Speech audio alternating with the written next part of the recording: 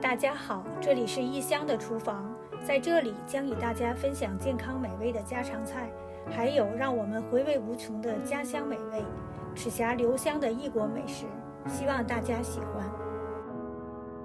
今天要跟大家分享的是越南河粉。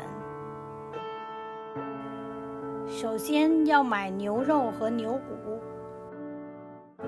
我还是来到了我家门口的牛肉店，买到了牛展和牛骨。我这里大约有3磅牛展，还有4磅牛骨。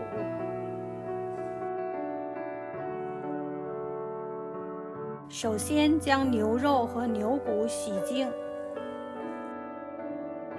洗净后的牛骨和牛肉加洋葱、姜片和料酒焯水，将牛肉牛骨冷水下锅，锅开后再煮10分钟，然后再将焯水过的牛肉和牛骨清洗干净。现在需要准备炖牛肉的佐料，这里有所有佐料的用量。准备好这些佐料后，炒锅坐火上，将洋葱和姜片煎香。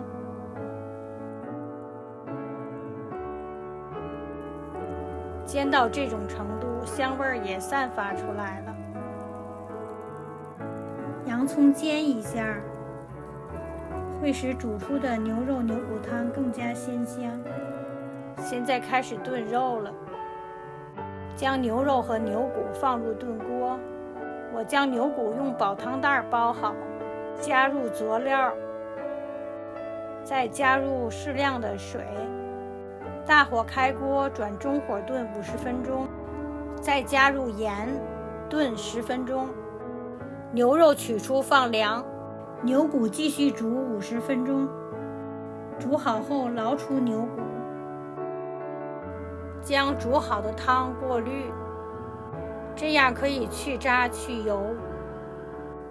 煮汤的这一步很关键，这些牛肉和牛骨煮出的汤很鲜美。我会将多余的汤放入小盒，放入冰箱冷冻。现在开始切冷却后的牛肉，尽量将牛肉切薄，也可以选用这种火锅用的肉片儿。牛肉冷却后很好切薄。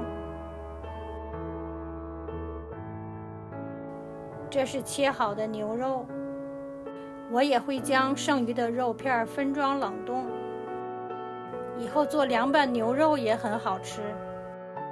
现在开始准备河粉，我用的是这种泰国河粉。煮锅坐火上，将水烧开，我这里2人份煮了120克河粉。河粉放入后弄散，再次开锅后关火，将盖子盖上焖10分钟。煮好的河粉捞出冲水，然后控水备用。现在还需要准备一些配菜。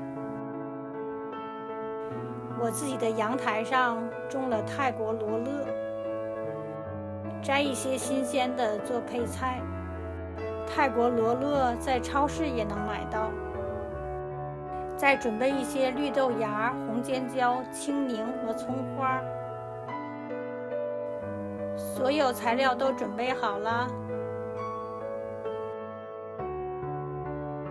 将汤倒入盛有牛肉和河粉的碗中，再加入自己喜欢的配菜。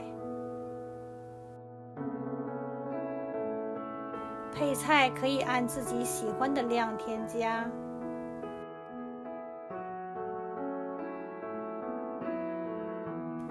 牛肉河粉准备好了，现在开始品尝了。吃的时候挤入一些青柠汁。